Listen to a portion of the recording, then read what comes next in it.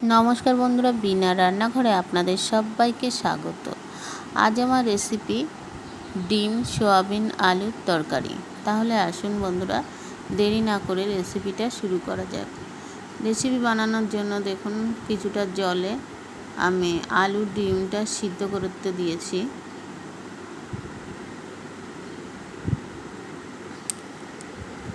এবার ওর মধ্যে অল্প একটু লবণ দিয়ে দিচ্ছি। এবার ভালো করে ফুটে গেলে তারপরে আমি এখানে সোয়াবিনটা দিয়ে দেবো। দেখুন ফুটে গেছে। এবার আমি এর মধ্যে সোয়াবিনটা দিয়ে দিচ্ছি। সোয়াবিনটা দিলেও তাড়াতাড়ি ভালো করে সিদ্ধ হয়ে যাবে একসাথে।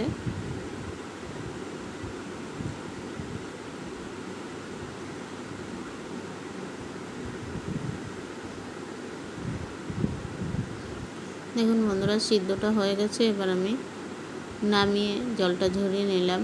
এবার পরিমাণ মতো তেল দিয়ে সামান্য একটু হলুদ দিয়ে দিচ্ছি আর ডিমগুলোকে কাট লাগিয়ে নিচ্ছি। এবার তেলের মধ্যে ডিমগুলো ভালো করে ভেজে নেব।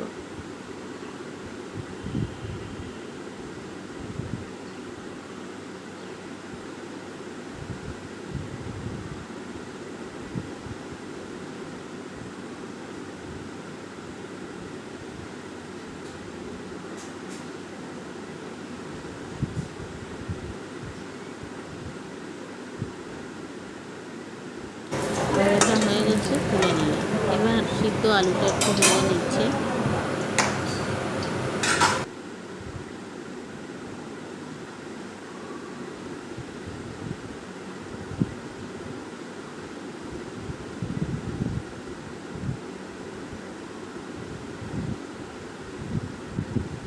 দেখুন বন্ধুরা, আলুটাও ভাজা হয়ে গেছে, আমি তুলে নিলাম।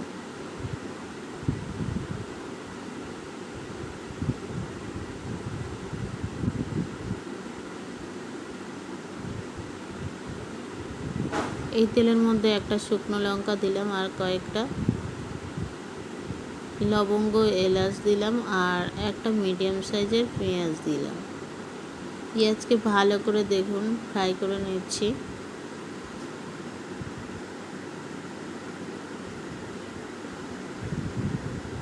এবার দিয়ে দেবো এখানে একটা হাফ টমেটো কুচি।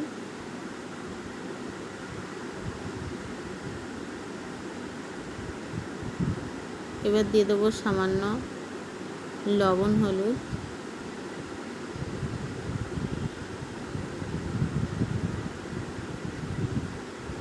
লবণটা দেওয়াতে টমেটোটা তাড়াতাড়ি গলে যাবে।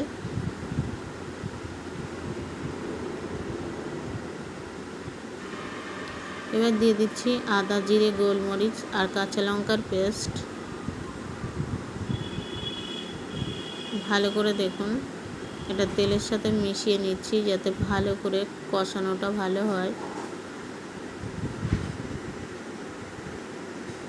এবার সামান্য জল অ্যাড করে দিলাম যাতে মশলাটা পুড়ে না যায়।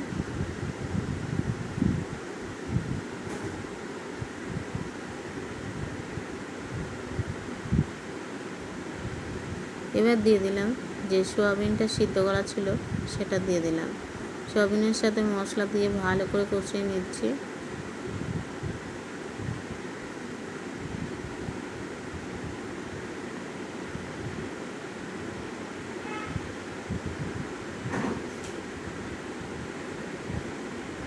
সফলা সোয়াবিন কিন্তু খেতে খুবই সুন্দর লাগে।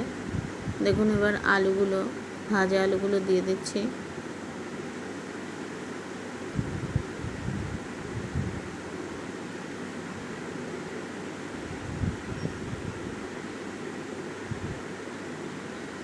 এবার দেখুন গরম জল অ্যাড করে দিলাম। বন্ধুরা, এখানে কিন্তু আমি কাশ্মীরি লঙ্কাটা ব্যবহার করিনি, আপনারা চাইলে এটা দিতে পারেন। এবার ফুটে গেছে, ডিমগুলো দিয়ে দিলাম। ডিম দিয়ে 15 মিনিট ঢাকা দিয়ে রাখছি। 15 মিনিট পরে আবার ফিরে আসছি। দেখুন ঝোলটা অনেকটাই রেডি হয়ে গেছে।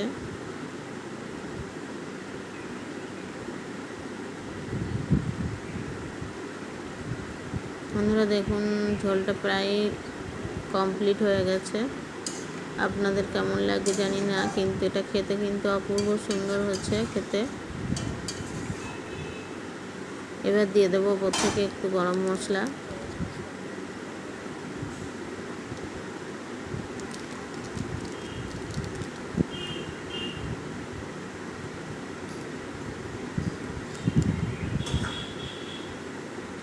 গরম মশলাটা আমি দিয়ে দিলাম।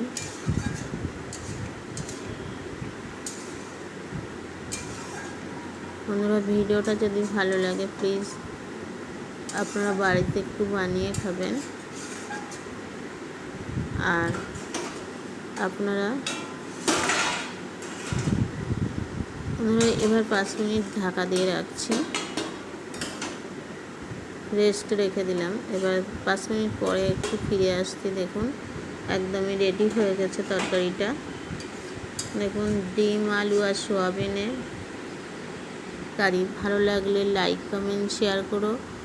ভালো থাকবে, সুস্থ থাকবে। আবার দেখা হবে বিনার এই রান্নাঘরে অন্য কোনো ভিডিওতে।